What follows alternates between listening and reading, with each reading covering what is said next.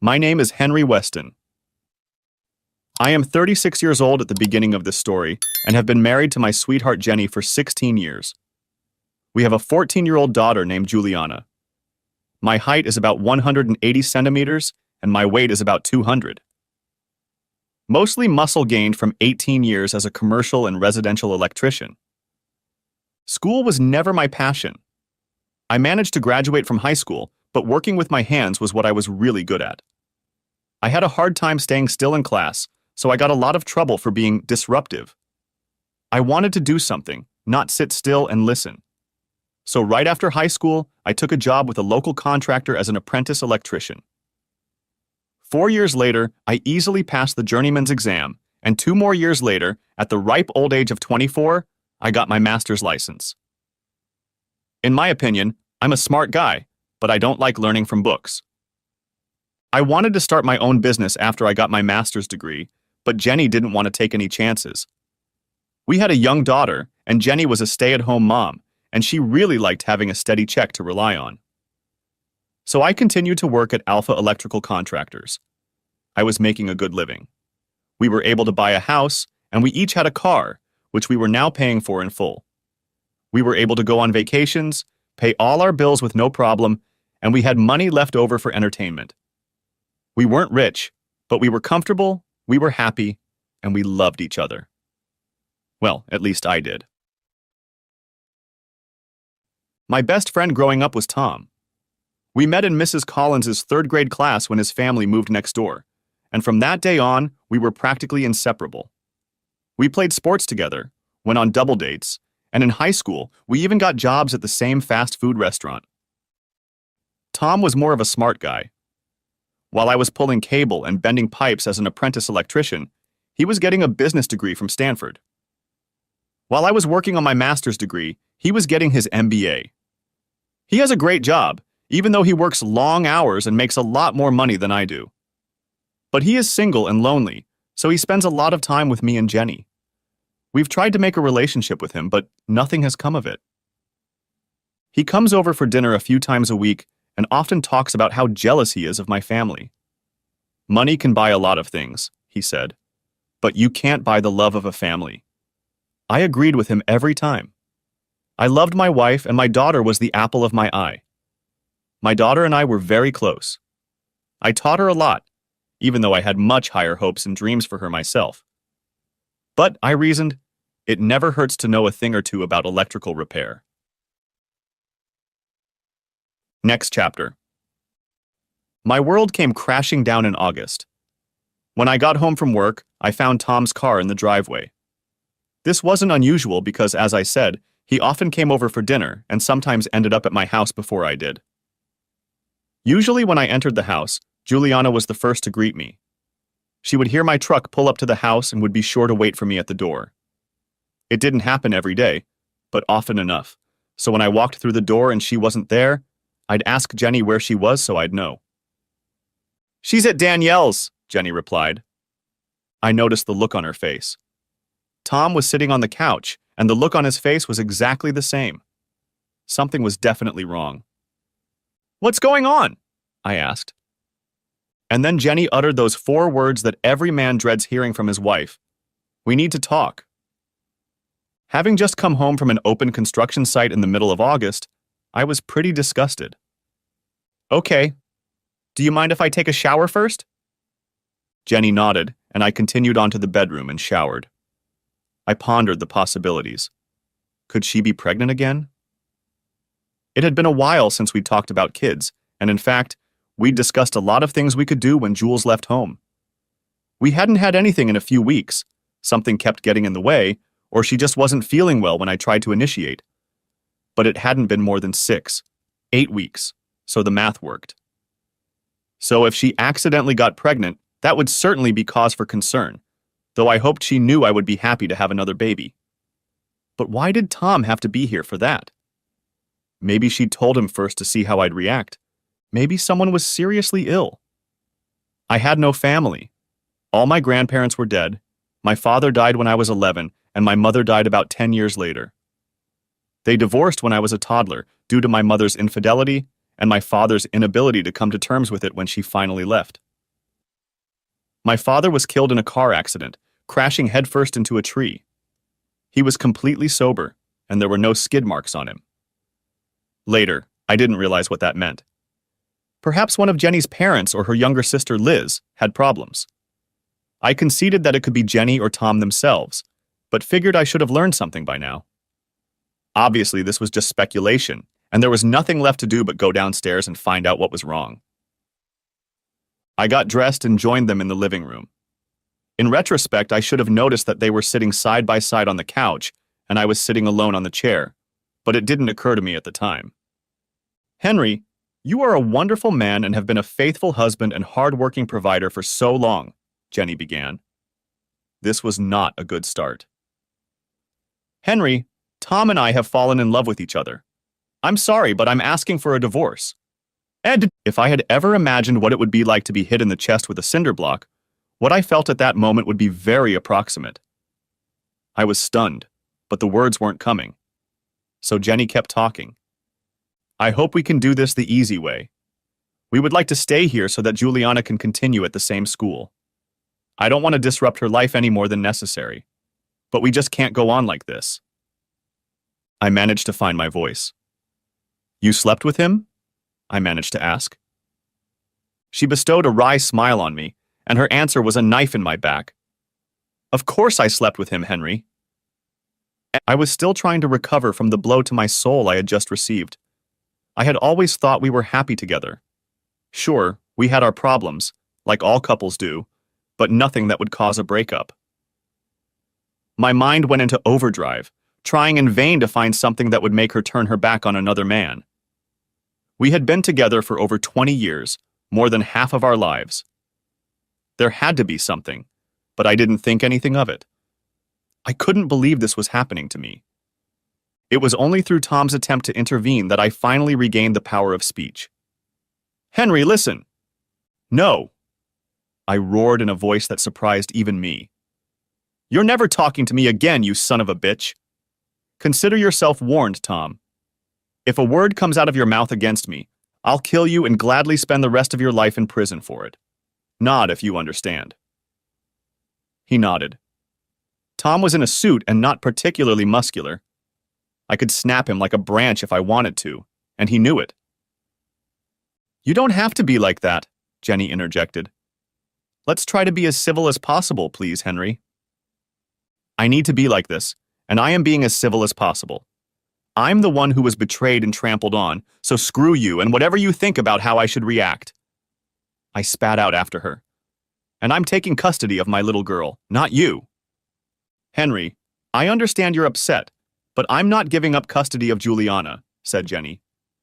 "We can work out a fair visitation schedule so you can spend a lot of time with her, but she will stay with us so that her life can be as normal as possible. You'll work long hours and I'll still stay home." "Screw that." God, I was eloquent. "You don't understand a damn thing. She's my kid too. I haven't spent the last 18 years working my ass off to support my family, to be a part-time father, because the whore I married decided to trade me in for someone with a big bank account. I guess that explains why it didn't work out with either woman. He's obviously got his eye on you." "It's not about the money, Henry," she objected. "It's about the fact that we shouldn't have gotten married. I thought I loved you, but we were just children. I married you because we'd been together so long and everyone expected it of us. And I tried to be a loving wife to you, but as I got older, I realized there was something more to me, and I found it with Tom. We didn't mean for things to turn out this way. He's just always been there for me, and we hit it off. Honestly, we're surprised you never noticed how well we got along with him." I realized they were holding hands now. "I noticed," I said. "I just trusted my wife and best friend, oddly enough. It never occurred to me that two of the three people who meant the most to me could stab me in the back. It's bad enough you did this to me. If you fight me within custody, the gloves will come off. Is that clear?" "Then I guess the gloves are off," Jenny said. "I'm sorry you think it has to be that way. It could have been done much more simply." "Never mind. I'm sorry I'm making your total betrayal more complicated than you want it to be, bitch. You two get out of here. I'm not leaving the house I paid for every day because you decided I wasn't good enough for you anymore.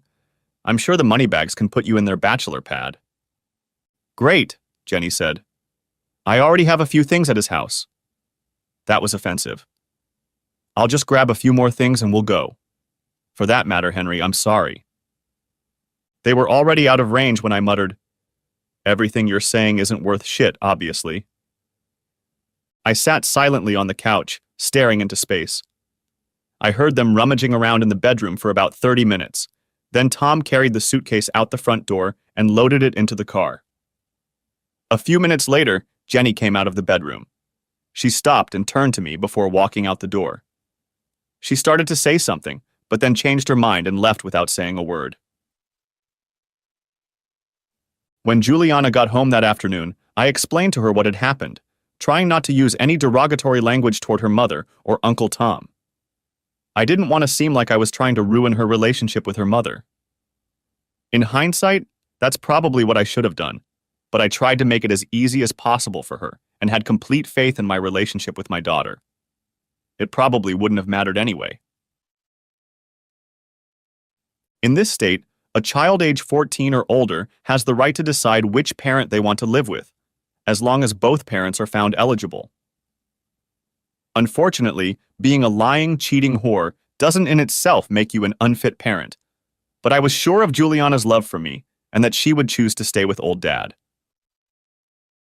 I hired a lawyer on Monday and made it clear that I wanted to get my way. He said he would do his best, but state law works against me. I'll probably be paying child support, at least until the whore marries the asshole, which I assumed would happen soon, so maybe it won't be so bad. Child support, of course, would depend on where Juliana ended up, so I was sure I'd get by without that. All the papers were filed, and 3 weeks later, there was a hearing. Jenny dropped her claim for alimony because Tom already had a higher income and they were going to get married shortly after the divorce. Perhaps she hoped this would pave the way for some level of civility. She was wrong. I sat with my lawyer and stared straight ahead of me, never once looking at her. I have no idea if she was looking in my direction. We sat in silence while the judge talked to Juliana in his chambers for almost an hour. I saw her come out and walk through the back hallway, accompanied by the female sheriff. She was obviously crying. She was probably feeling sorry for how her mother would feel when she chose me. I felt a little warmer at that thought. Finally, the judge returned and announced his decision. The petition for divorce is granted and will become effective 120 days from today, as established by state law. As previously stated, Mrs. Weston has waived her claim to alimony as well as any financial assets of the spouses in terms of money. Therefore, no alimony is awarded and all monetary assets are awarded to Mr. Weston. All in all, things were going pretty well, I thought to myself. Our cash reserve wasn't huge, but having it would be nice. She certainly didn't need it. Tom had a lot more money than I did. The judge continued. And so, we move on to the last issue before the court. Custody of the minor child, Juliana Olivia Weston. I have spent the last hour in conversation with Miss Weston. Let me emphasize that this is a very difficult situation for a child to have to choose between her parents, and her choice was made only after careful consideration of all possible consequences. At her request, I make the following ruling. Mrs. Jennifer Weston is granted custody of the minor Juliana, as well as ownership of the home, so that Juliana can continue her education in the same school district and environment. What the hell? She chose the whore over me. Apparently, she didn't love me the way I thought she did.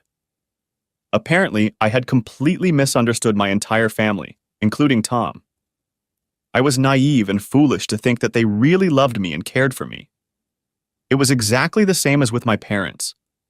They could deal with me, use me to get what they wanted, a meal ticket and nothing more. And now, they had a better option. The judge kept talking, something about equality, child support, visitation, and other things, but I didn't hear anything, and it didn't matter. I heard nothing but the pounding of my own heart in my ears. I could hear my lawyer trying to whisper encouraging words in my ear, but it all sounded like blah, blah, blah.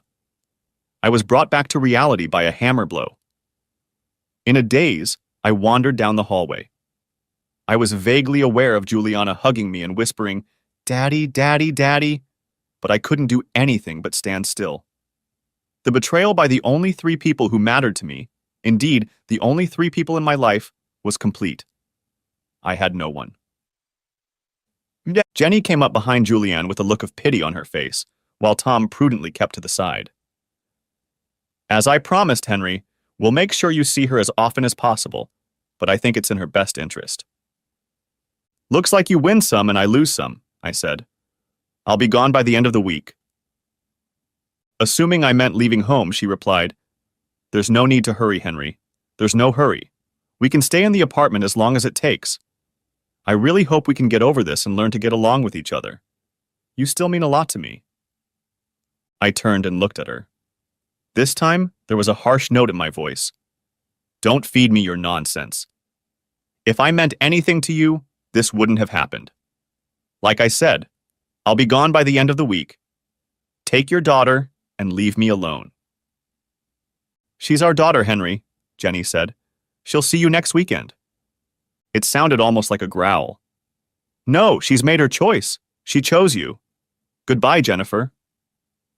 I walked out without looking back. Jennifer. Tom had put his two-bedroom apartment up for sale right after the hearing and expected to sell it fairly quickly. It was a high-demand place, and he'd put a price on it to move in. Most of his belongings were packed and ready to move into Henry and I's house as soon as Henry notified the court of his full release. The main thing for us was to keep Juliana's life as it was, and Tom's apartment was in a different school district. Of course, we didn't want that to happen. We had fallen in love with each other, despite our best efforts to stop it. We didn't want to hurt Henry, but we just couldn't deny our feelings. Fate seemed to intervene to allow us to be intimate for the first time. Henry was called out of town for an emergency job that required an overnight stay, which didn't happen very often, and Juliana asked to spend the night at Danielle's house that night. I spent the night with Tom at his apartment, and it was everything we had hoped for. In my heart, I knew we were meant to be together. Over the next 2 weeks, we went out 2 more times before we finally broke the news to Henry, and all 3 times I felt for Henry more than I ever had. It had been very difficult for me to refuse Henry's advances during those 2 weeks, but I was now committed to Tom. We knew Henry would be hurt and upset, but we had faith that he would eventually recover. We never expected what actually happened. We have not spoken to Henry since the hearing. He told us that all communication had to be through his attorney. We texted his attorney to pick up Juliana from the apartment on Friday at 4 p.m. It was already 4:30, and he was nowhere to be seen. I finally called his cell phone, but found it disconnected and couldn't reach his lawyer, but I left another message. "Maybe he's lost track of time and day," I said to Tom. "I'll just take her there." Normally, Henry wouldn't lose track of such things. His job required him to be highly organized. But given everything that was going on, it would be understandable if things slipped his mind this time. Juliana and I pulled up to the house, and it looked to us like no one had been here in days. We went inside and found the house practically empty. All of Henry's things were gone, as were all of the things in the main part of the house. Juliana's room was still full, and there were a few of my things left here that I never picked up. I noticed a piece of paper on the counter. I picked it up and discovered it was a cashier's check. Attached to it was a note explaining that it was the full amount of alimony for Henry's support until Juliana graduated from high school, as required by the terms of the divorce. There was a knock on the door, and I turned around and thought Henry was standing there, but it was Mrs. Perrin from next door. "He hasn't been here in days.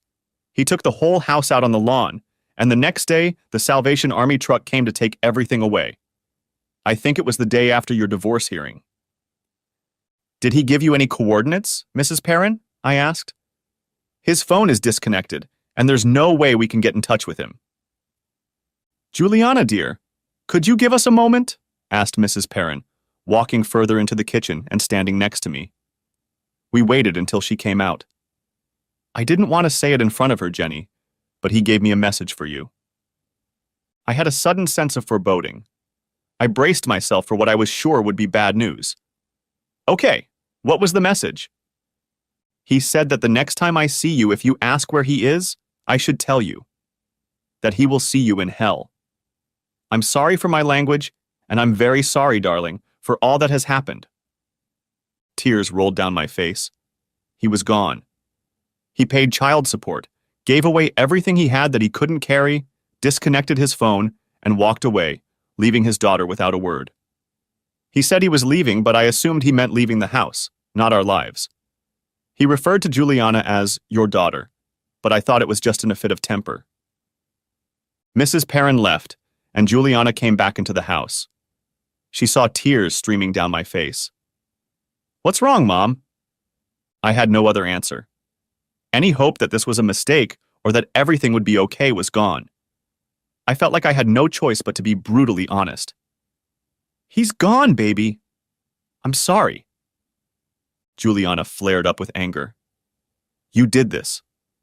You drove him away, entertaining his best friend and abandoning him. My father is gone, and it's all your fault. She burst into tears.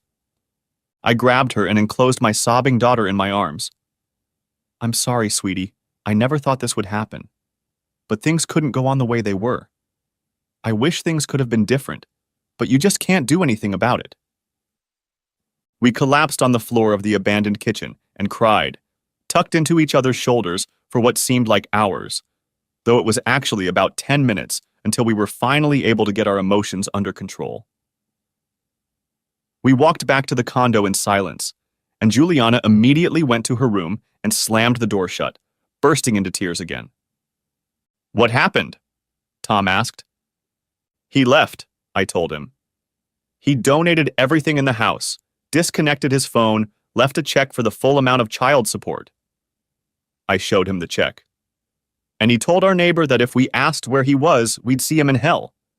Tom, I'm scared. What if he does something stupid? We sat down on the couch and I leaned against Tom's shoulder. I just couldn't believe what had happened. Tom said, I never would have believed he would react like that. He was always the one to handle a crisis. When we were being silly and smashing beer bottles outside the school one night and then the cops showed up, we all scattered, but there was no chance of escape. He calmly set himself up to let us escape. The next day we asked him why, and he said there was no other option. They needed to catch someone. Once they did, he thought, they would stop looking for anyone else. And he said he was the most logical choice because he had a track record. He gave himself up for us. It made perfect sense to him. I knew he would be hurt, but I was sure he would realize that it made sense, and we would somehow move on. There's nothing we can do now until he shows up. Henry. What's good about being an electrician is that there's always work wherever you go. It's just a little harder to keep yourself in the dark so no one can track you down. I canceled all my credit cards and paid for everything in cash. By the time they found out the house was empty, I lived 3 states away. I was able to find a local contractor who would pay me cash in exchange for a lower hourly rate than I was worth. Since I didn't really need the money and wanted to work, I agreed. Are you on the run? He asked me. Not exactly, I replied. Not from the law or anything. I just don't want to be found. That's fine, he said. I have an ex-wife, too. I had to smile. I spent the night in my car and found a nearby truck stop where I could shower and shave. I had money to rent a room, but I didn't want to put my name on anything. Perhaps they weren't looking. After all, they had already demonstrated that they didn't care about me, especially since they had a ransom, aka child support. But who knows? With the cold weather coming on, I needed something more insulated. I found an ad for a room for rent. The owner turned out to be an older woman who told me to just call her Miss Ruth. I asked if we could get by without a formal rental agreement. She was a wise woman and realized I had my reasons. I don't need the money. I have plenty of it. I'm just looking for company and help to clean this place up a bit. How about just staying here without an appointment in exchange for you doing the repairs and keeping me company 4 or 5 nights a week? It sounded like a good deal, and I agreed. Jenny. The divorce became final in mid-January, and a week later, Julianne turned 15. She hoped something would come from her father, but the day came and went without a word. I was heartbroken to hear Juliana crying into her pillow the evening of that day. I walked into Tom and I's bedroom, which of course used to be Henry and I's bedroom. He was reading, which he did regularly. I really thought she'd hear from him. Even if he sent her to his lawyer to pass it on to us, I really thought he'd send something. Could he have completely given up on her just for choosing to live with us? That surprises me too, Tom replied. Obviously, we underestimated how much it would hurt him. But we can't let it ruin our life together, dear. Otherwise, there's no point in it. We should try to be happy and just deal with Henry when and if he decides to come into our lives again. But maybe we should consider having Juliana see a counselor. Yes, I think you're right. Since it doesn't look like he's coming back, we'll have to help her come to terms with the fact that he's gone. Henry. I was with Miss Ruth for almost 3 years, just going to work and coming home. I was home with her almost every night. I didn't feel like going out, and I certainly didn't feel like picking up a woman. It was January now, and I had celebrated my 40th birthday less than 2 months ago. And no matter how hard I tried to put my old life out of my mind, it still popped up from time to time. I knew that my ex-wife would be turning 40 in a few months. She had married Tom 2 months after the divorce was finalized, so their 3-year wedding anniversary was approaching. I had been following the wedding announcements in the online version of the local newspaper and had gotten pretty drunk the day I saw her show up. I also knew that my ex-daughter was turning 18 at the end of this month and that she was graduating from high school in June. I briefly wondered about her college plans, but quickly put all thoughts of those conniving people out of my mind, and I suddenly felt like drinking. Juliana. Juliana had been driving since she was 16, so when she turned 18 and discovered the new car we had given her in the driveway, we quietly let her pick up a few of her friends and spend the day at the mall. We got to the point where we no longer expected anything to come from her dad on her birthday, but continued to harbor a faint hope. But the day passed again, and nothing came. Juliana. Graduation day. Sitting among the 347 kids in my high school's graduating class, I quietly cried about what my life was supposed to be like. My mom and dad should still be married and sitting together, waiting for me to walk across the stage. It was one of the goals we had talked about for years, and we were supposed to share it together. Perhaps it was selfish, but that's how I felt. Of course, Mom was happy. As soon as they were able to forget at least a little about the breakup and the disappearance of their father, they got into a routine. Mom clearly loved Tom and vice versa, perhaps more than she had ever loved Dad. But I still couldn't shake the feeling that none of this should have happened. Looking around the crowd, I spotted Mom and Tom, and they waved at me as our gazes met. Not far away, I found Danielle's parents as well. They had been a great source of support during the divorce and even afterward. They tried their best to explain the pain my dad was probably feeling, but they also let me know that they didn't condone his actions. They meant a lot to me, and I was glad they were here, even if it was really for Danielle's sake. I kept looking around and saw a few more familiar faces, but suddenly one caught my eye. He was sitting closer to the back row, wore glasses, and his hair was quite long, but I was sure it was a face. I stood up to get a better look at him, but in the same instant he disappeared. Perhaps I was imagining it. Jenny. The next 4 years passed relatively quickly and without incident. Despite our best efforts, including several visits to fertility specialists, Tom and I were still unable to conceive a child of our own. I would have loved to give Tom a child, but it was just not in my power to do so. Nevertheless, we still loved each other very much and were happy that we had decided to be together. Of course, we regretted some of the consequences, but it couldn't be helped. Juliana was preparing to graduate from the University of California at Berkeley and was going to pursue a career in teaching. She had recently started dating a young man named Benjamin, and they seemed to be very good together. As is often the case when Juliana reaches important milestones in her life, I started thinking about Henry.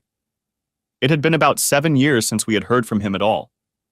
We had contacted his lawyer once before, but we were told that he had no messages for us and would contact us if he ever showed up. But otherwise, he couldn't tell us anything, even though he knew where Henry was. I was comforted by the fact that we were never informed of his death, so I assumed he was still alive somewhere and couldn't help but wonder what he was doing and if he had managed to move on from the pain I had caused him. Henry. Still living beyond my means, I rented a room in a boarding house, again for cash, with no formal lease, thanks to Miss Ruth's recommendation. I was now 44 years old and remained in great shape. About a year ago, Miss Ruth started having health problems, and her family had to move her into a nursing home, and they sold her mobile home to the same family. I still worked for the same company and was paid in cash, although my salary had increased slightly. I won't say I was happy, but I was comfortable with my life.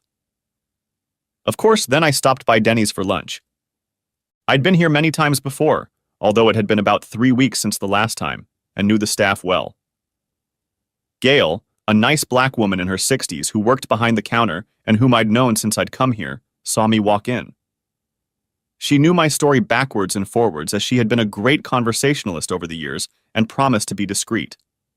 She was the only person here I trusted. I headed toward the counter, but she stopped me. "Nope, Mr. Henry. Today you need to sit in that booth over there," she said. She pointed to one of the booths at the front of the restaurant. Knowing it was best not to argue with Gail, who had a reason for everything, I obediently took a seat in the second booth in the row, hoping she would someday explain her demand. Her intentions became abundantly clear when my server, whom I had never seen before, appeared. She looked to be in her early 30s.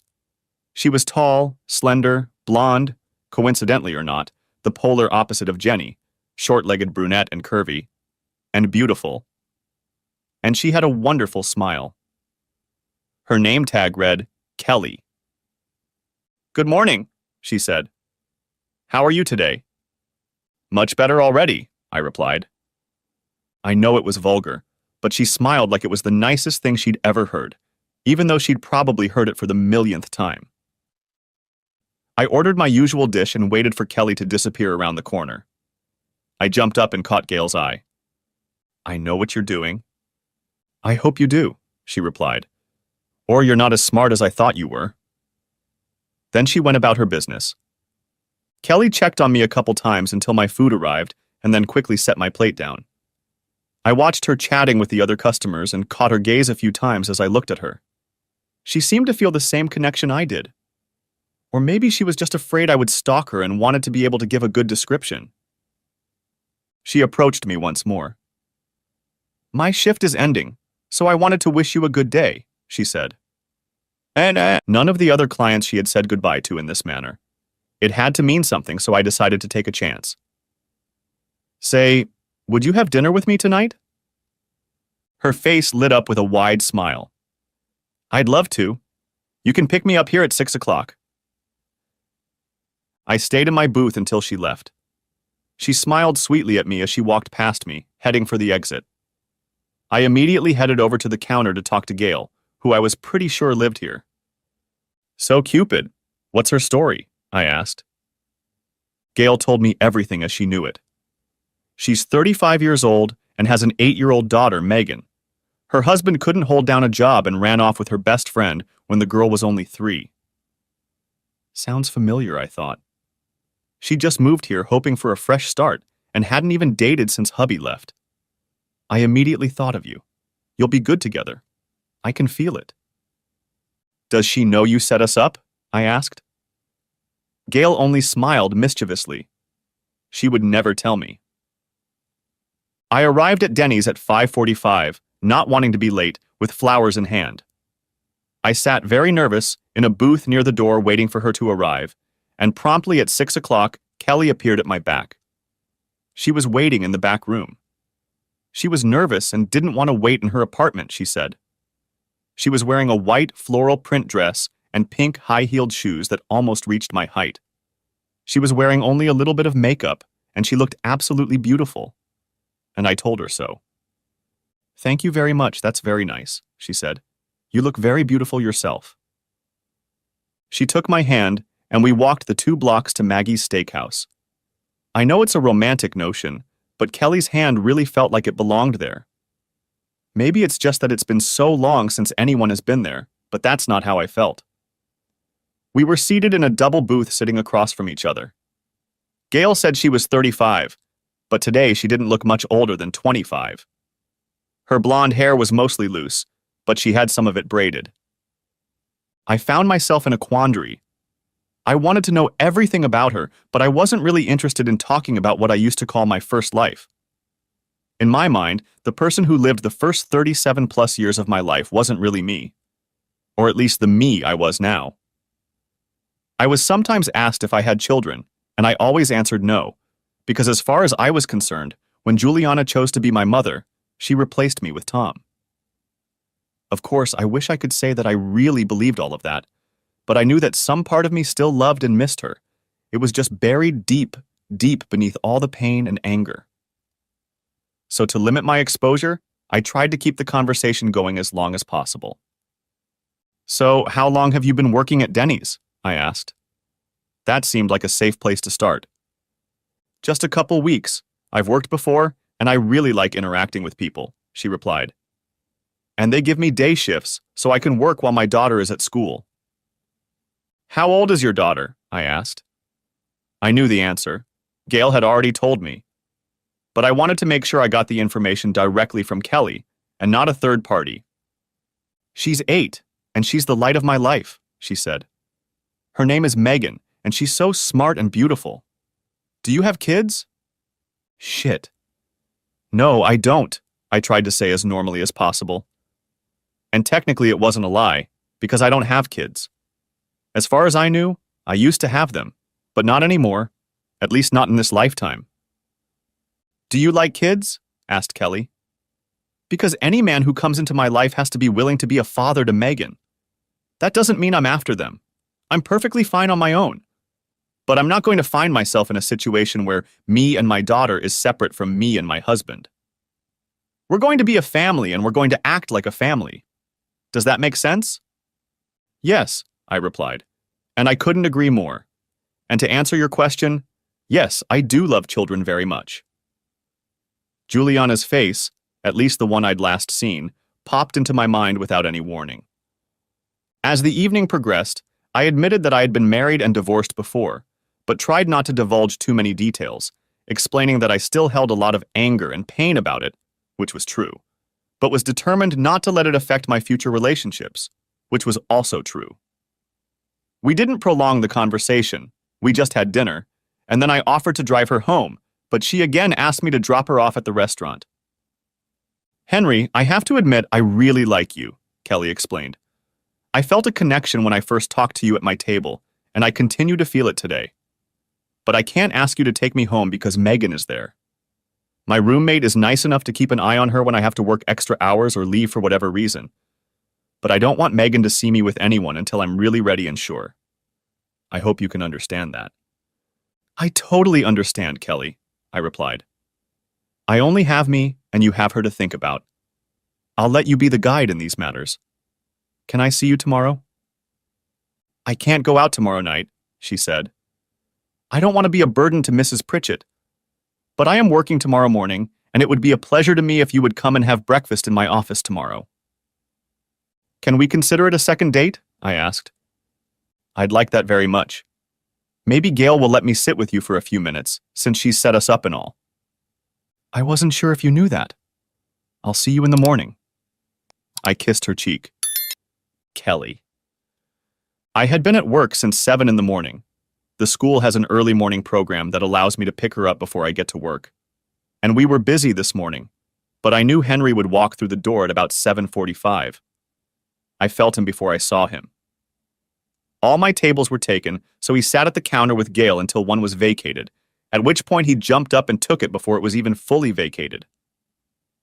I really wanted to spend time with him, but I was at work and that was my first priority, but I was able to spare 5 minutes to sit with him. He reached across the table to me, and I took both of his hands in mine. "I'm sorry I don't have more time to sit with you." "That's okay, I know you're working. When can I take you out again?" "Like I said, I don't like to take advantage of Miss Pritchett's kindness. How about doing something in 2 nights?" I think I can wait that long too. If only I can come to breakfast and see you in the interval. You'd better. I've got to get back to work. Yeah, I have a few things I have to do today. I'll see you tomorrow. I stood up and gave him a quick kiss on the cheek. Thank you for stopping by my place. It means a lot to me. We both smiled widely as I walked away. Henry. 2 days later, I picked Kelly up at Denny's again, but this time we went to a country western-style bar and grill on the outskirts of town. We danced a few times, and Kelly was often invited to dance while we took a break. To my infinite joy, she declined all offers, making it unequivocally clear that she was here with someone, and all the spots on her dance card were reserved for me. It reminded me that when Jenny and I went to dances, she thought nothing of dancing with other guys, and I didn't mind. But Kelly said no on her own, no questions asked, and I really appreciated that.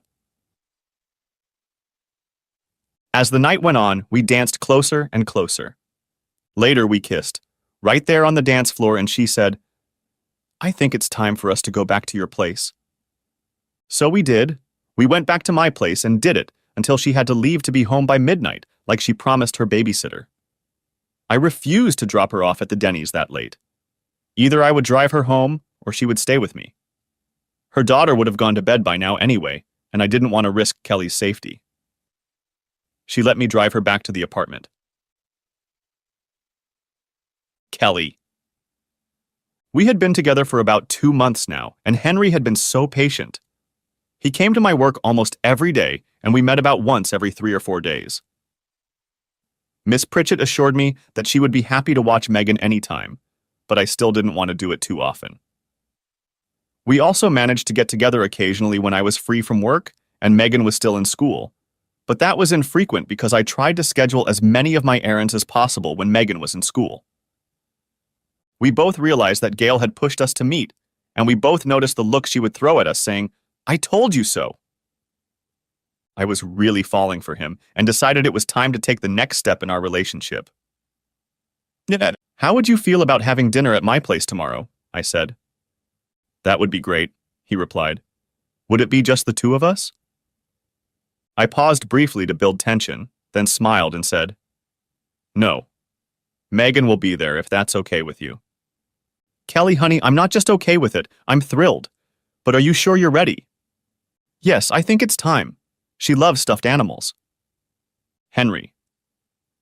I arrived on time, carrying a small green teddy bear in my hands. I was nervous as I knocked on the door. The door was opened by Megan herself, with Kelly standing just a few feet behind her. "Good evening. You must be Megan, the lady of the house." Megan was wearing a pastel pink dress with braids in her hair, secured with pink ribbons of the same color. Kelly was wearing yoga pants and a light sweater. She straightened her hair. It had a natural wave.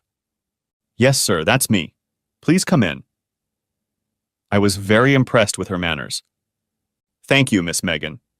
Say, perhaps you could help me with a problem?" I took the bear in my hands.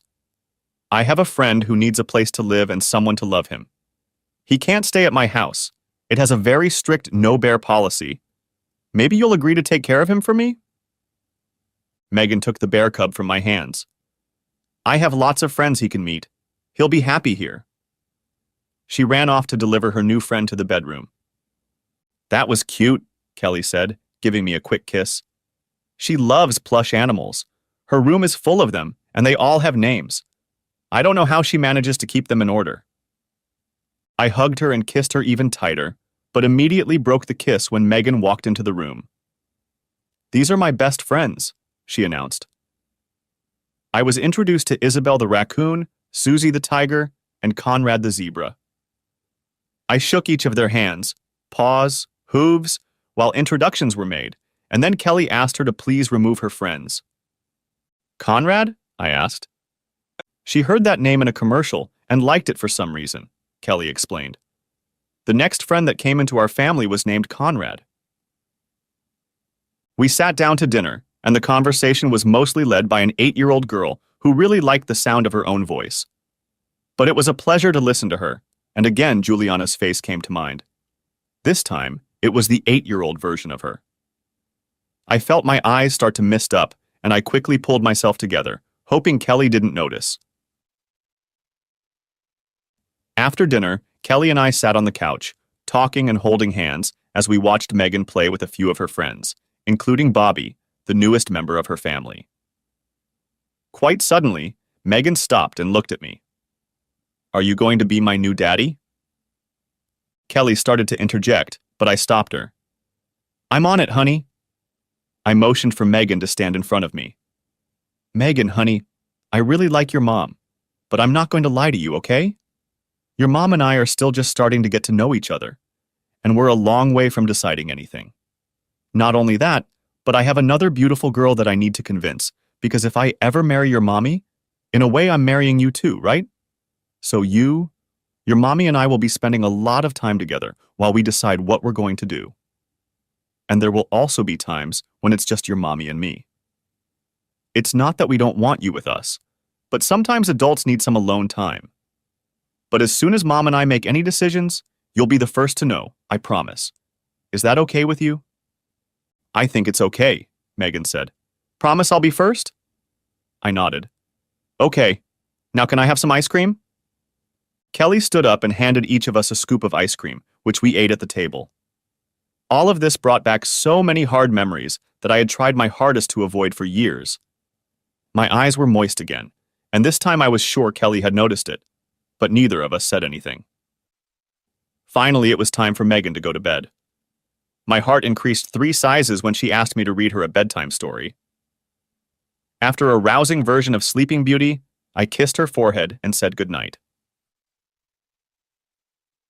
When Kelly and I returned to the couch, she asked about the little speech I'd given Megan about me being her daddy. "That was a great answer," she said. "Like you had it rehearsed." "Yeah, kind of," I said. "I made some inquiries online about how to date a single mom and how to answer questions like that. I took their advice and thought through what I wanted to say when it came to this. I'm glad it worked out for me."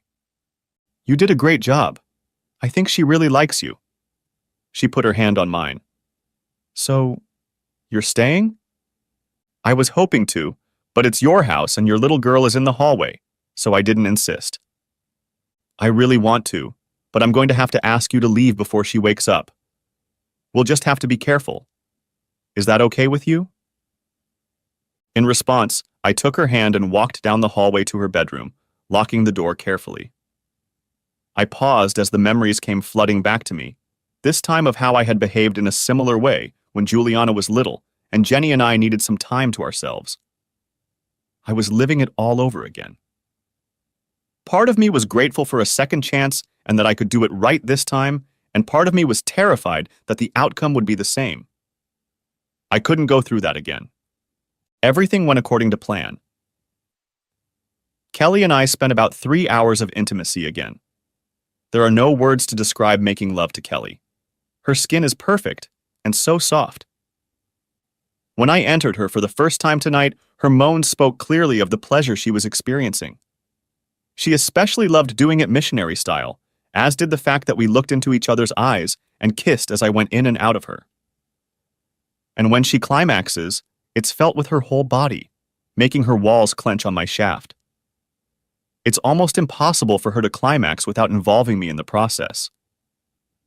When we were done, she looked in on Megan and found her sound asleep and cuddled up with her new bear friend, Bobby. I got dressed and left, pleased that it had gone so well and anticipating more time with Kelly. Kelly. I was relaxing in Henry's bed. Megan had slept over at a friend's house last night, and I had the day off today, and Henry was off to work. It's been 8 months since Henry and I met, and we are madly in love. Well, I definitely am, and I'm sure he is. I spent the night in Henry's room. We've been together almost every day during this time, and I expected him to propose any day now, and he'd get an enthusiastic yes when he finally did. I'll spend my time here until Henry picks me up for lunch, and then he'll take me home, and I can be there when Abby's mom brings Megan home this afternoon. Out of boredom, I started looking around Henry's room. He didn't have a lot of stuff, and we didn't spend a lot of time here. We were usually at my house because of Megan. This was actually only the second time I'd been here alone, and the first time had only lasted 20 minutes while he ran to the store to get milk. Standing in the center of the room, I could see almost everything. There was his home office, a small desk and filing cabinet, the full kitchen, microwave and stove on the counter next to the sink, the closet where he kept his clothes, and of course the double bed we had enjoyed using last night. I flipped through the clothes hanging in the closet. I'd worn a few of his shirts as nightgowns after he'd taken them off at my house. They always had his scent on them, and I loved inhaling it when I slept. In the corner of the closet, I happened to notice a box of papers. It didn't have a lid, and I saw that it wasn't very full, and I wondered why these things weren't lying among his other folders. I'll admit, curiosity took over. I gave it a cursory glance and noticed that all the dates were stamped years ago, even before he moved to Texas. It was a period of his life that he almost refused to talk about. I knew some things, but he didn't like to talk about it. It seemed to upset him a lot, so I didn't insist. But this was the man I wanted to marry, and I felt I knew so little about him, so I pondered whether I should take this opportunity to find out something about his past. I didn't even need to let him know what I knew. It would just be for my own peace of mind. And so, after praying that Henry would forgive me if she ever found out, I pulled out the first folder. I found a marriage certificate, which was no surprise, and a divorce certificate, which when I saw it, I was surprisingly relieved. I think part of me was worried that he wouldn't come clean about his past because he was still married. I looked up the terms of the divorce and was stunned to see that he had a daughter. Didn't he say he didn't have children? The only surprise was that he got all the money in their accounts. Custody, child support, visitation, it all seemed pretty normal. I took a closer look at his daughter's information. Her name was Juliana, and she was about 22 now, meaning she was only 14 at the time of the divorce. Maybe when he said he didn't have children, he didn't mean small children like Megan. Of course, I couldn't ask him about it, or he'd know I was peeking, but I was sure there was more behind it than met the eye. On another page, I found contact information, the phone number of his ex-wife, Jennifer. I quickly boxed everything up and put it back where it belonged. Maybe Gail knew something. She'd known Henry for years. I'd start there. Henry. I stopped by to pick up Kelly for lunch, and she didn't seem the same. Distracted is the best description. Are you okay, honey? You seem to have something on your mind. No, baby, I'm fine. Just a little tired. You wore me out a little last night. She smiled at me. I let it pass, but I wasn't completely convinced. Kelly. The next morning, I got to work early, so I had time to talk to Gail. Gail, what do you know about Henry's life before he moved here? She turned to me quickly, and there was a gleam in her eyes. When she spoke, there was concern in her voice. Why do you ask, girl? I accidentally found something in his apartment last night. Did you know he has a daughter? He told me he doesn't have kids, and he won't tell me about his past. There must be some reason he created all this separation from his old life. Kelly, baby, you need to get over it. I've known Henry for a long time. He's a good man and he'll take care of you. But if you get to that point, you might not like what happens. Trust me. Let it go. So you do know something.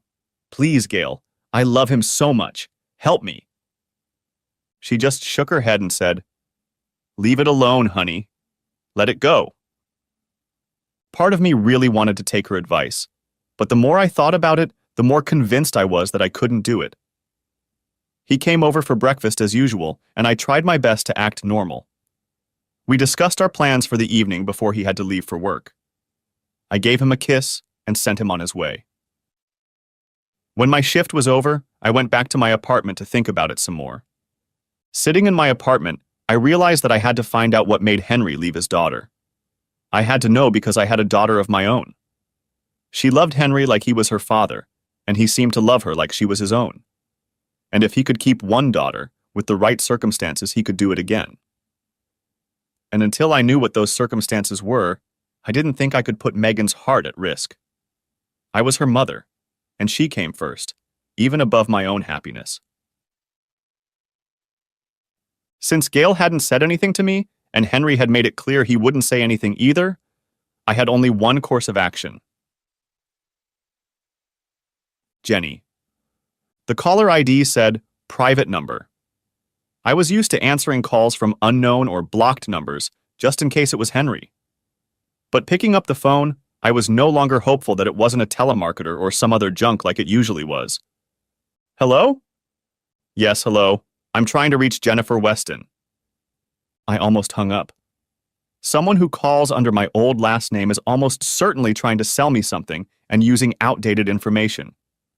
But something in the tone of the voice, in its uncertainty, made me wait. Well, it used to be me, though now it's Holloway. Who's calling, please? Mrs. Holloway, my name is Kelly. We've never met, but... She took a deep breath. But I'm dating your ex-husband, Henry. Did I hear that right? I just stood there with my phone pressed to my ear, not believing what I had just heard. I thought about what I would say if something like this ever happened. But at the moment, I couldn't formulate a coherent thought, let alone words. Mrs. Holloway? I'm so sorry. Please call me Jenny. You caught me off guard. Just give me a moment, please. I hung up the phone and rubbed my face as if waking up from a dream. I wished Tom was here. He would have known what to say, or at least helped me figure it out. But he was still at work. I managed to pull myself together and picked up the phone. Kelly, I'm sorry to keep you waiting. It's just... I understand, Jenny, Kelly said. I don't know much, but I know you haven't heard from him in a while. 8 years, I replied. It's been 8 years. How is he? Where is he? He's doing well, Kelly replied. I'm sorry, but I can't tell you where he is. I get the impression he won't be too happy about it. I'm already jeopardizing my relationship by even calling you. I poked around a bit to get some information. He's never talked to me about his past. It hit me a little that he had a new life. He even found a girlfriend, but still wouldn't acknowledge our old life. Of course I understand. I'm glad to hear he's doing well. He's a very good man, Kelly. He didn't deserve what I did to him. If you don't mind me asking, Jenny, what exactly did you do to him? I guess I'm not really surprised he didn't tell you. Long story short, we were together for over 20 years, married for 16, and I divorced him to marry his best friend, who he'd known since 3rd grade. God, that sounds just awful when I say it out loud. Wow, my husband did the exact same thing to me. He divorced me from my best friend. Small world, huh? True, we weren't together that long, but that doesn't explain why he did what he did. People get divorced every day, even for reasons like yours, but they don't leave and abandon their children. There must be something else. Oh, there is. I explained the circumstances that led to Henry's departure. I don't think he saw it as abandoning his daughter, because in his opinion, she had abandoned him on her own, choosing to live with me and Tom. In fact, right after the divorce hearing, he called her your daughter and said he'd be leaving in a week, but I didn't realize what he meant. Well, I can't say I agree with what he did, but at least I can understand him a little better, Kelly said. I really didn't want to rock the boat, but I didn't know if this would be my only chance. Kelly, I know you don't owe me anything, and I'm not asking for anything from me, I said. Juliana is getting married in a few months. She's struggled to move on with her life, to come to terms with the fact that she hasn't heard from her father since she was 14, not even a birthday card. But now that her wedding is approaching, she cries constantly because her dad won't be there to walk her down the aisle. It's been a dream of hers since she was a little girl. If you have influence over him, if there's anything you can do. To her credit, she didn't lose her temper or hang up on me. She considered my question and gave me a reasonable answer, especially considering that she was the one who had a place in his life and was the one with something to lose. I'm sure you know what you're asking, Jenny. If I even mention it, he'll probably leave me and move away again. He can get a job anywhere, and he's got plenty of money. I don't see how I could even broach the subject, let alone convince him to go. Of course I understand. Maybe it's best to just let sleeping dogs lie down. Kelly, thank you so much for calling. Please keep my number. I'd appreciate it if you'd call from time to time, if you don't mind letting me know how he's doing. It would make me very happy to know that his life is getting better. I'll keep your number, Kelly said. But I honestly can't promise more than that. I hope you'll understand. Sad. I immediately called Tom at work to tell him what had happened. Did you get her phone number or anything we can use? No. Her number was blocked and she wouldn't tell me her last name. But maybe this is just the first step to something bigger. Kelly. I ended the conversation, glad I'd made it in time. I had learned a lot about what I wanted to know. But now came the question of what to do with what I had learned, if anything at all. After all, Jenny was right in that I didn't owe them anything. Why should I ruin the best relationship I'd ever had for them? But I realized that it wasn't for them. It was for me, and it was for Megan. What would I want someone to do for me and my daughter if I were in Jenny and Juliana's shoes? I would want someone to help, if only for Megan's sake. I doubted it mattered much to Jenny. She wanted it for her daughter. And what if, God forbid, something happened between Henry and me and things went wrong? Would he run away from Megan to spare himself the pain, as he had with Juliana? Or were the circumstances that caused him to leave Juliana so painful that Henry did the wrong thing? I thought back to my childhood when my father cheated on my mother and left them. Of course, Henry wasn't the one who cheated, but regardless of the reason, it was still a little girl losing her daddy. And that's when I made probably the hardest decision of my life that could have cost me the man I love. I had to give Henry a chance to right that wrong. And he was wrong to leave his daughter like that, no matter what decision she made in that moment. How else could I trust him with Megan's heart? But I couldn't just ask him that. It would be too easy for him to walk away again, while Juliana was just a name from his past. No, he needed to see her, to recognize what he'd done and who he'd left behind. The next day, after my shift, I called Jenny again. Kelly, I didn't expect to hear from you so soon. Does this mean anything about Henry? She asked. Jenny, I have made a very difficult decision that I hope won't cost me Henry's love, but it needs to be done. I need to ask you for 2 favors. First, I need Julianne's phone number. Second, I'm going to tell her where it is, but I have to swear she'll keep quiet and ask you not to press her on the matter. If I have any chance of continuing my relationship with Henry, I can't let you know where he is. Maybe someday, but not now. Can you do that? Of course, replied Jenny. It's only Julian that worries me. And considering that everything you're planning requires some expense, Tom and I will pay for everything. She gave me Juliana's number and then asked for a few minutes so she could warn her daughter before I called. I waited 15 minutes before I worked up the courage to call and speak to my man's daughter for the first time and not under the best of circumstances. Good afternoon. This is Juliana Weston. Is this Kelly? Yes, that's her, I answered. Obviously, your mom explained what's going on. Yes, and she's already emphasized that anything you tell me about my father is to be kept from her. I'm sorry for the way things have turned out, but I understand, and I'm willing to do whatever you ask. You need to fly to Austin International Airport, the sooner the better. I'll pick you up there and take you to your father. You'll stay with me while you're here, and I think we'll just see what happens. Can I ask you something? Asked Juliana. Why would you risk your relationship for me? It's not like you even know me. That's a fair question, Juliana, Kelly said. I was you once, and my daughter is you now, just a girl who wants a father in her life. I just think some things are so important. I need to know the man I hope to marry, and I need him to make things right with you. While we were talking, Juliana went online and booked a plane ticket to Austin for tomorrow. She emailed me the itinerary, and I picked it up myself. Now all that was left to do was wait. Henry. I was tired when I got home from work and was surprised to find my girl waiting for me. I pulled her to me. Where's Megan? Do you really want to know? You know what, it doesn't matter, I decided. We had an amazing night. I was madly in love with this woman, even more than I was in love with Jenny, which, as much as I hated to admit it, gave me some insight into why Jenny made the decision she did.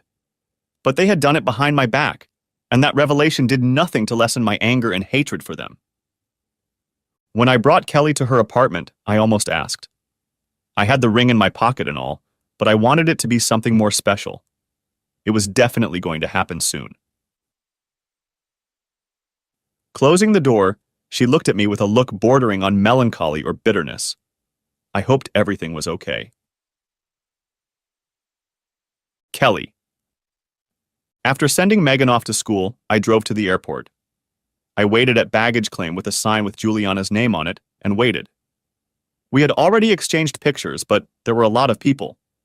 I looked closely at all the women who looked like the one in my picture, but as soon as I saw Juliana, I knew it was her. Sure enough, as soon as the same woman saw the sign, she smiled and headed straight for me. "You must be Kelly," she said. "I'm Juliana. God, you're even prettier in person than you are in the picture. Now I see why Daddy likes you." "How sweet of you," I replied. "You're very pretty yourself. You have Daddy's eyes." Juliana smiled. "Are you ready to see your dad?" "I've been ready for 8 years. I hope it goes at least half as well as I imagined." We loaded into my little car and headed home to Marble Falls, the small town where Henry and I had settled and met. When we got to the outskirts of town, I pulled over and, putting on the speakerphone, called Rosie, the dispatcher for Henry's company. "Rosie, can you tell me where Henry is working now?" "Sure, Kelly. Hold on," Rosie replied. "He's at Bill's on the corner of 4th and Main. And Kelly, he's got a couple other things to do today, so if you're going to do him again in the back of his truck, make it quick." She giggled, hanging up the phone. I didn't have time to cut the call before that little bit came over the airwaves. I felt myself blush as Juliana smiled understandingly. "In the back of his truck, huh? Interesting." I was frisky and he looked so good, all sweaty and everything. I couldn't resist. As we pulled up to the intersection near the department store, I pointed to Henry's truck. "We'll have to wait for him to get out. I'll stand at the driver's door and you wait a few feet behind so the truck is between you and him." We waited there for about 20 minutes before I finally heard his voice talking to the department store manager as he exited the store. The time had come. I gave Juliana a thumbs up and waited. "Henry." I fixed the short in the wiring that was causing the bathroom light to flicker and headed out the door. I had 2 more calls to finish before I could get back to Kelly and Megan and maybe find the right moment to pop the question. I carried the ring with me, waiting for the right opportunity, though I would have to create one soon if one didn't present itself. As I rounded the corner where my truck was parked, I noticed Kelly's car parked behind it. Then I noticed her standing by the door of my truck. I fumbled in my pocket for the ring box and headed toward her. "Hey, babe," I called out. "This is a good, sir." Then I saw her, the other one, and all the pain and anger surged back into my consciousness. "Hi, Daddy." In an instant, I went through a whole gamut of emotions, none of which were positive. I felt the pain of betraying my family, fear of what Juliana's presence here might mean for the future, and anger at Kelly for obviously being the catalyst for all of this. I took a deep breath and then spoke sharply. "Juliana." I turned to Kelly. "I assume you found the box." She nodded. I looked at my watch. "Well, that was great, but I have 2 more jobs today and I'm burning daylight." I put the tools in the car and opened the door. "Daddy, I'm getting married." "Really?" I replied. "Congratulations." I paused, unable to suppress the anger that was burning inside me. "Try not to become a cheating whore like your mother." With those words, I climbed into the truck and closed the door. It didn't end there. Juliana stood at my window and pounded on it with her fists. "I saw you. I know you still love me and care about me because I saw you." She screamed to be heard through the glass, which I then kicked out. "What are you talking about, Juliana?" "About my high school prom. You were in the back and trying not to draw attention to yourself, but that was you. That's how I knew you still loved me." "I don't know what you saw there, Juliana, but it sure wasn't me." I started the car and pulled away. Damn it. I knew I should have cleared my life of all this, but I'd tried to be careful and save a few things just in case. And now, once again, my old life had reared its ugly head and come to destroy me. Once was not enough. I drove for about 10 minutes before I stopped to gather my thoughts. How could Kelly do this to me? I was happy as hell. I had finally, after all these years, found love, and I was happy. I should have known it wouldn't last.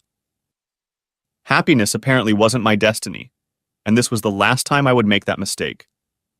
I had yet to have a man in my life who hadn't betrayed me, and there was no reason for things to be any different now. Finally, I pulled back and headed to my next job. I'd finish my calls today, and then I'd call my boss and let him know that my past had finally caught up with me and I was going to move on. He would understand. Kelly. Juliana was crying on my shoulder. For my part, I was completely shocked at how cold Henry had been. It was his own child, for heaven's sake. What she did wasn't so bad. Kids make choices like that all the time, so it was obviously more about him, the pain he was in. Henry had never been so loving toward Megan and me. It seemed so out of character for him. I put Juliana in the car and drove to my apartment. "You're staying with me for now. It was only a first try. I'll talk to him again when he gets home from work." I tried to reassure her, even though I wasn't sure of it myself. Henry. By the time I got back to the boarding house, it was 8:30 in the evening. To my surprise, neither Kelly nor Juliana were there waiting for me as I had expected. That was fortunate, as it would have made my departure smoother. Damn it. I really loved her and Megan. I didn't want to leave, but Kelly left me no choice. She'd gone out of her way to find my personal hell and bring it down on me again. Now they knew where I was and how I could trust Kelly after she'd done this to me. Damn it, damn it, damn it, damn it. Wasting no time, I pulled out my suitcases and started packing. All the furniture came with the room, so I only had clothes and a few personal items. The stuff Kelly had would just have to be lost.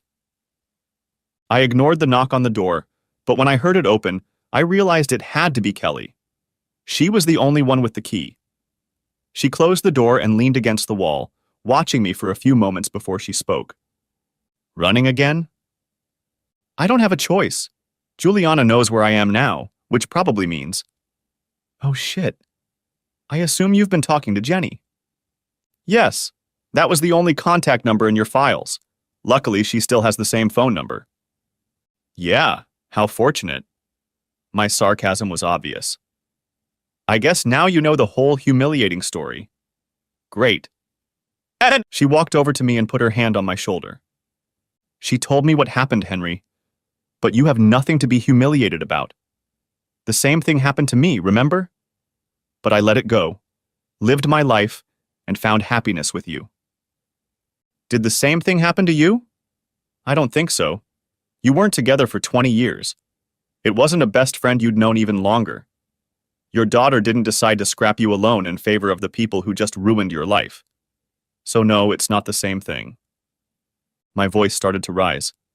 "Say, you know me well, don't you? Maybe you can tell me what it is about me that makes everyone I love decide to betray and abandon me?" "Henry, it's not..." "Of course it is. First my mom cheats on my dad and walks out on us, on me. Then good old dad can't stand it and impales himself on the nearest oak tree. Apparently I wasn't worth living for. Then the powers that be send me back to the woman who abandoned me the first time. You can imagine how I was welcomed there by a new husband who never wanted children. But at least now he had someone to take care of the yard work and bring him beer." "Henry, of course, if I wasn't quick enough to do those or other chores, I'd get a smack on the head or something, which he could get away with without leaving a mark. At least until he decided that a few marks weren't so bad and could remind me to be quicker next time." "What did Mom say when she found out what hubby was up to?" She thanked him for trying to make something of her worthless child, as she so memorably put it. "You were wondering about the scars on my back. Well, there you go." "Honey, Wait, I'm not done yet. So I'm finally getting out of there, building a successful career and marrying the girl of my dreams. I have a close friend and a daughter I adore. And for a while, I'm doing pretty well. And then what happens? Well, now you know the answer to that question, don't you? Yes, 2 of the 3 people I lived for come together to destroy me again. 2 people I should have relied on and trusted take my faith in myself and crumble it. But even then, I try to keep living, keep fighting the good fight. I still have my daughter, and surely she won't leave me, right? After all, her mom and good old Uncle Tom have each other, and her dad has no one in the world, so she'll probably choose to live with me so I can have someone to help me through this. We've always been close, so of course she'll agree. Wrong again.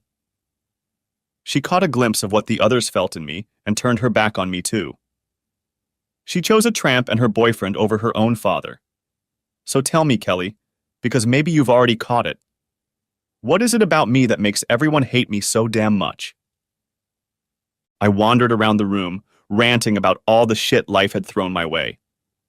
When I was done, I was already looking out the window and turned to Kelly when she spoke up. Henry, baby, Juliana doesn't hate you. She was going through what is probably the worst trauma for a child. She just wanted a little bit of normalcy, to know that no matter what happened, she could come home and her mom would be there for her like she always was. And she relied on promises that she could see you whenever she wanted, and that would be enough. How would you want the choices you made at 14 to be held against you for the rest of your life? I realized later that she was very right about the choices she made at 14, but I was too angry to let logic get in my way now. Why the hell couldn't you just leave it alone, Kelly? I was finally happy. I had you and Megan. I had put all that shit behind me. That life didn't interest me anymore, and I left to create one that didn't have either of them in it. I was finally looking forward to the future, and now you're opening that damn can of worms again. These people are nothing to you. Weren't you happy? Just tell me why. I'm very happy to be with you, baby, and I didn't want to look for anything, Kelly explained. But I love you, and I wanted to find out about you. When I looked in the box, I hoped I would only find out a few things about you so you wouldn't be such a mystery, but when I saw that you had a daughter and that you left her behind, I had to find out why. But why? Why the hell is that? A light bulb went off in my head. Ah, I see. If he's such a horrible person that he can abandon his own child, he can certainly abandon his stepdaughter. That's what you thought, right? She lowered her head, and my answer became clear. That's just goddamn great. Well, I'll save you the trouble of worrying about it. I'll be gone by morning. I've already ruined enough lives with my presence. So now you can join the club. You can be friends with my daughter and team up with the rest of the traitors. Maybe come up with new ways to hurt me. Too bad none of you will ever have to mess with me again. At least until I stop somewhere else and someone turns me in, just when I start to think I might be happy after all. Then the vultures will descend on me again. I thought I'd made my point convincingly enough, but all I'd managed to do was piss her off. Kelly. By this point, I had had enough of his antics. I loved him with all my heart, but I wasn't going to let him talk this crap and ruin our lives. So you think everyone spends their free time trying to ruin your life? That's the most ridiculous thing I've ever heard. Your daughter dropped everything to come here because she loves you and just wants her goddamn father to walk her down the aisle at her wedding so she can meet the grandkids. Your ex-wife, who you think hates the hell out of you, just wants to make sure you're okay and find some way out for her daughter. You know what, Henry? If you want to live your life in pain and anger and bitterness, that's your choice. I love you, and I want to spend the rest of my life with you, but I'm not going to be with a man who wants to wallow in self-pity. Okay, bad things happened to you, and I'm sorry they happened. You didn't deserve it. But bad things happen to a lot of people who don't deserve it. Did I deserve to have my husband leave me? No. But I accepted that it happened and decided to make the best of it.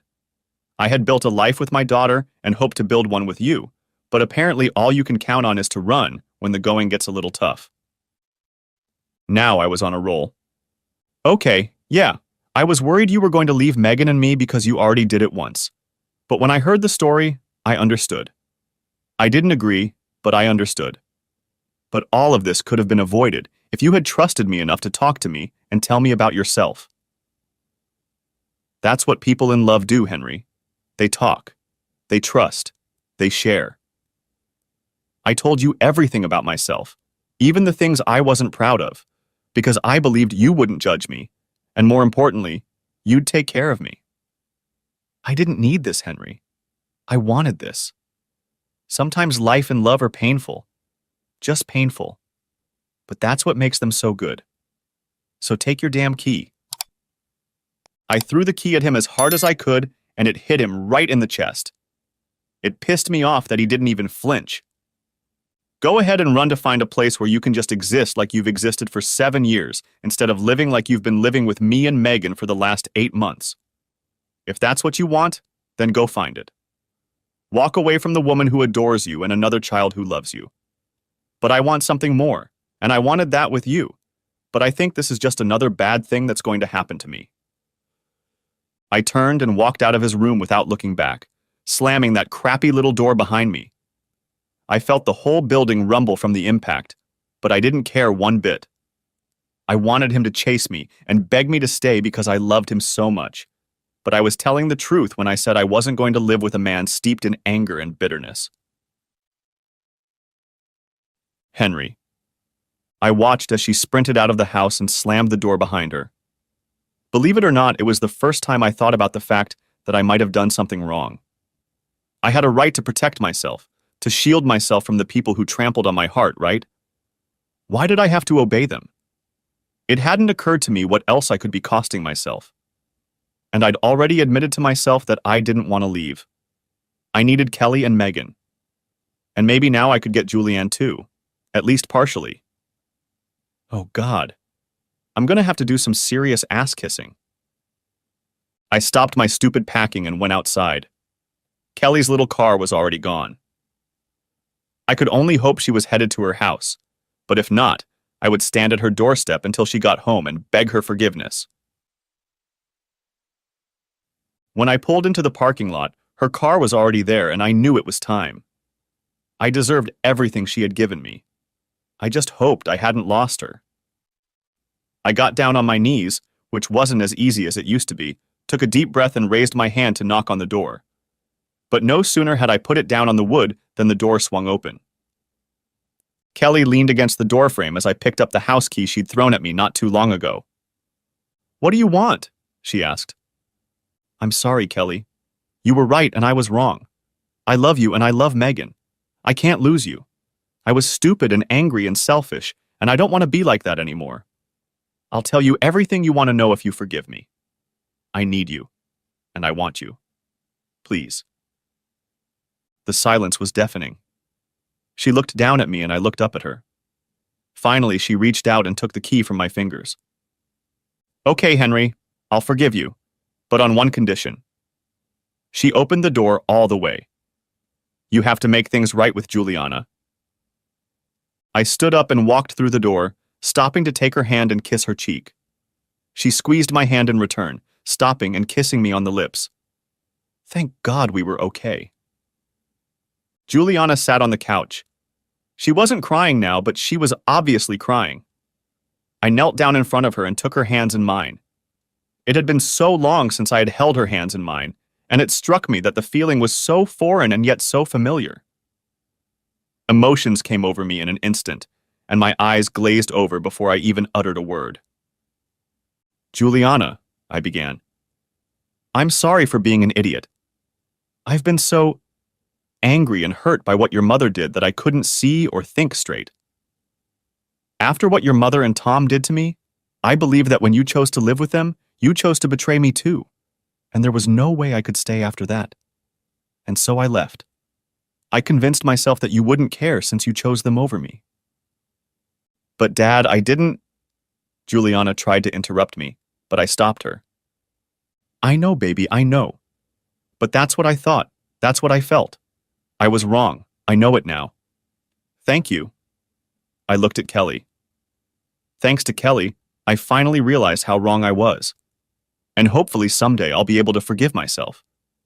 But today, I apologize to you and I promise that from this day forward, I will always be there for you. Can you forgive me, Juliana? Of course I forgive you, Daddy. I never held a grudge against you. I was just sad about what happened. I know how much Mommy hurt you. I just wanted you to talk to me first. Maybe you would have left anyway. Maybe you wouldn't. But at least I had a chance to tell you how I felt. But I forgive you, Dad. And I hope you can forgive me for choosing to live with Mom.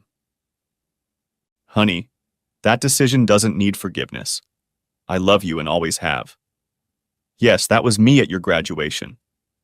We worked so hard to get to that moment that I just couldn't miss it. I saw you and I knew you recognized me. I moved to a different seat, but I was still there. I saw the whole thing, and I've never been so proud in my life. Julianne and I hugged to make up for missing 8 years of each other's lives. We pulled away from each other, and I followed Juliana's eyes to find Kelly, who was crying quietly in the corner.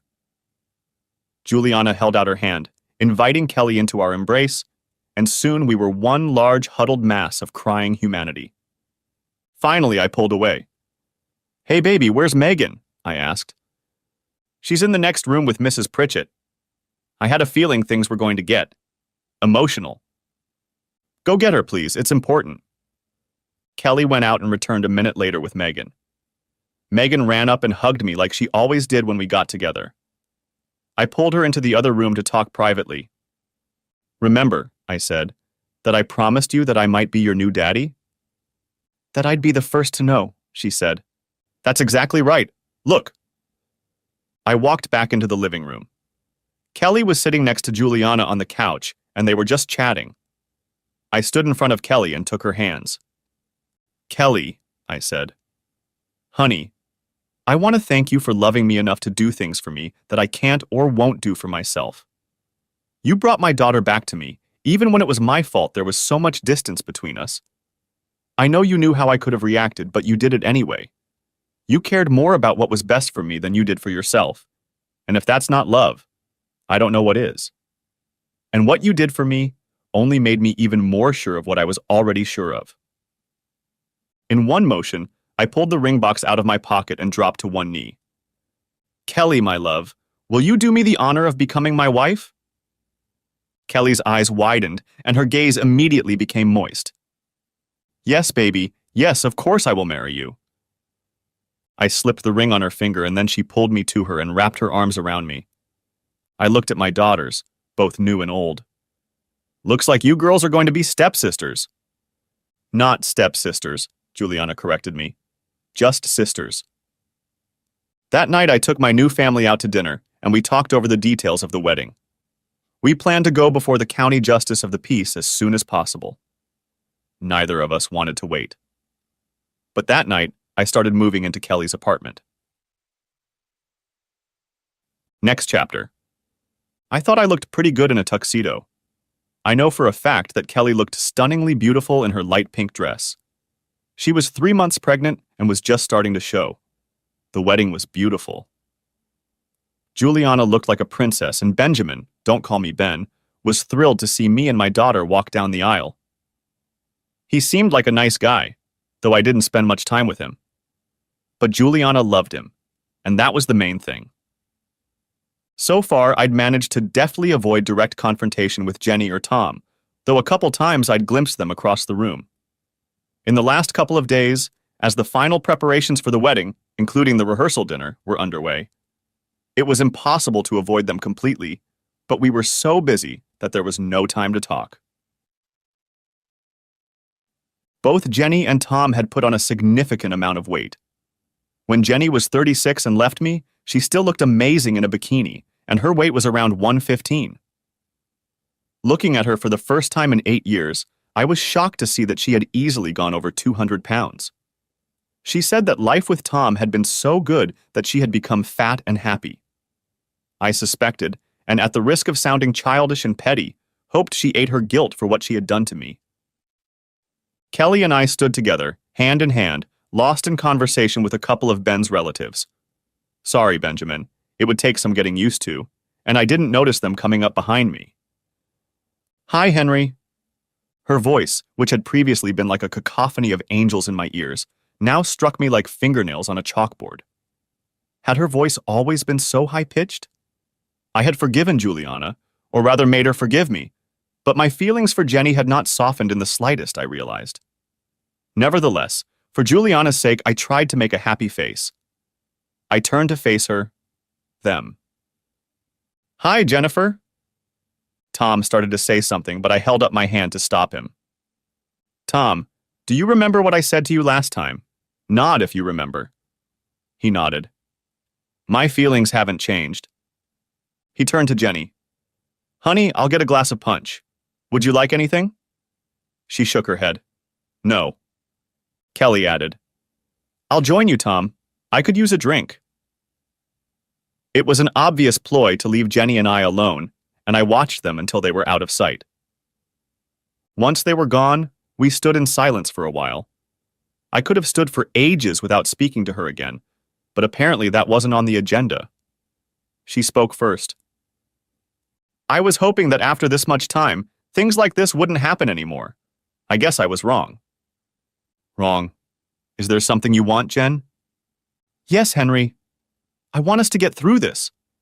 I want us all to be friends. Kelly is beautiful and you're so happy together. You're going to be a daddy again." "I'm already a daddy again," I reminded her. I was referring to Megan, who I was going to adopt, which Jenny had been made aware of as early as yesterday. "Yes, of course. I meant that even though we've been through a painful journey to get here, we're all happier than we were before. So I was hoping we could put the hard feelings behind us and move forward, if not as friends, at least in a friendly way."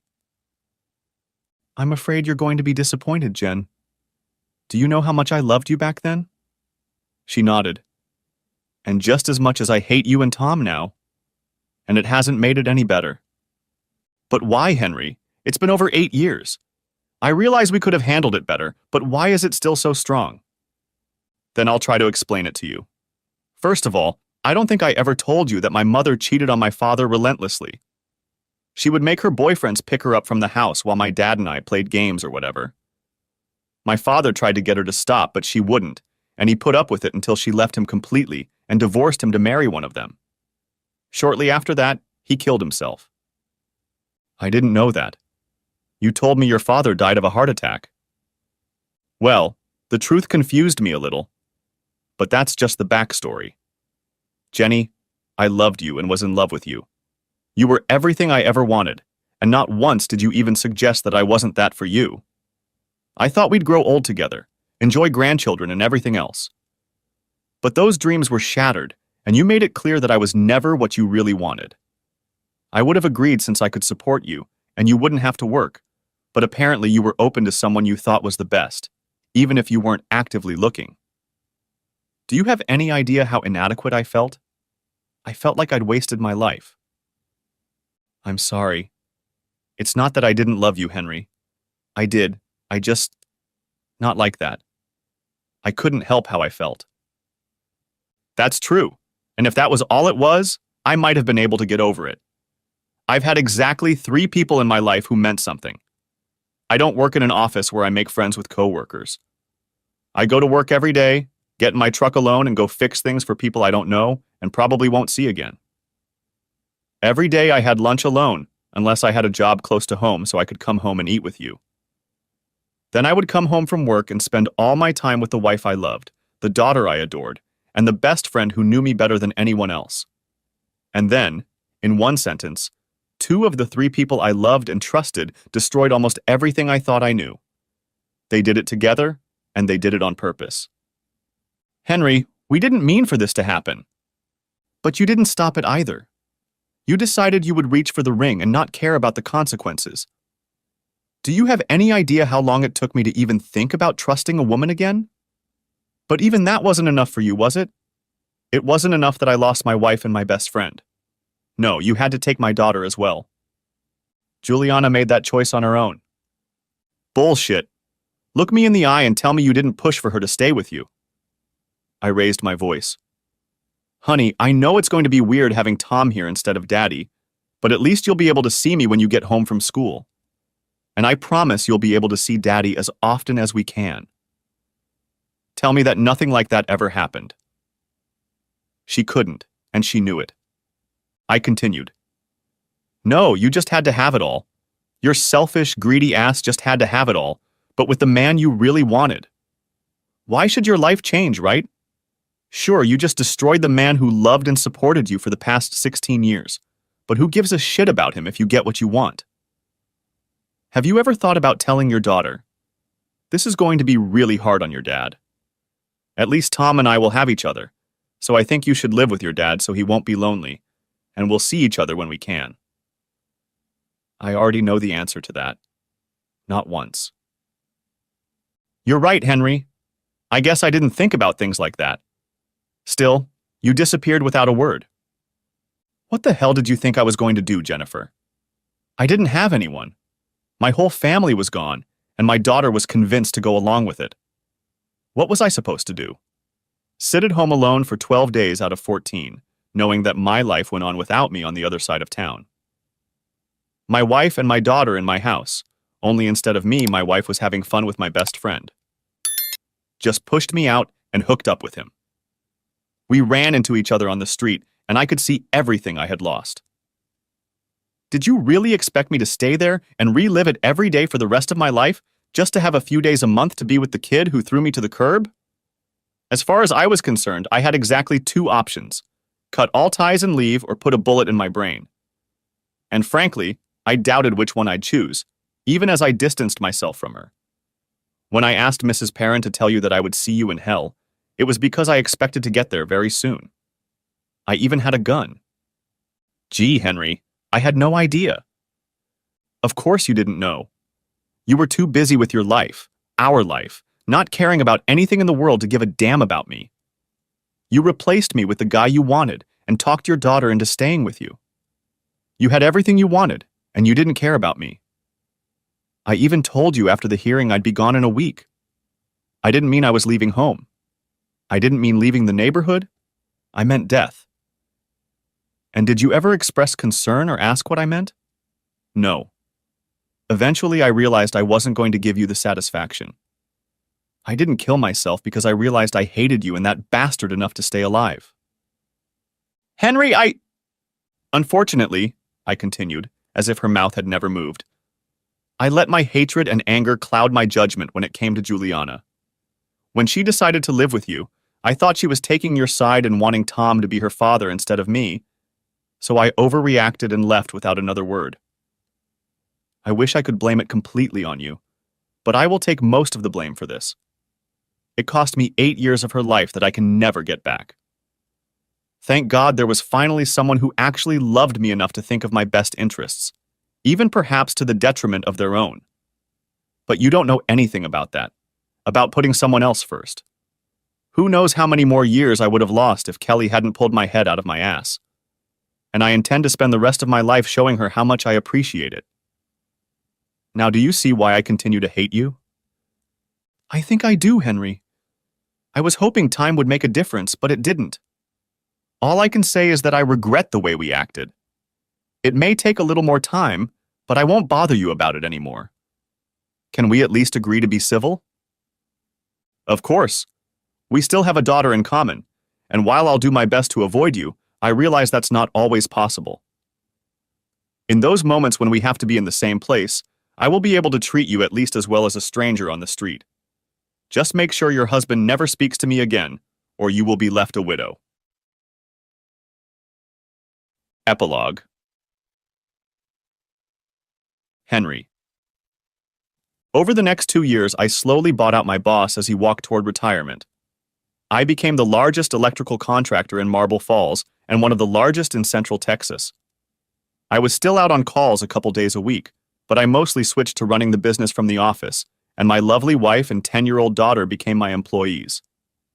Kelly handled appointments, I handled HR and projects, and we did paperwork together. Megan was an absolute joy and absolutely loved her new baby sister, Katie. As luck would have it, a year after the wedding, Benjamin was offered a promotion in the Dallas office. It's still about a 4-hour drive from us, but we get to see them about once a month for a weekend. They seem very happy and are expecting my first grandchild next year. I wish I could report that something terrible had befallen Tom and Jenny, other than their rapid weight gain, but it hasn't. Although I'm not interested in hearing about them, Juliana keeps Kelly informed about their lives, and Kelly mentions something to me from time to time. Kelly doesn't hate them like I do. Why would she hate them? She actually appreciates them for what they've done because it brought us together. She sends them a thank you card every year on our wedding anniversary. The end. Thanks for watching. I hope you enjoyed it. So subscribe to my channel and watch the next video.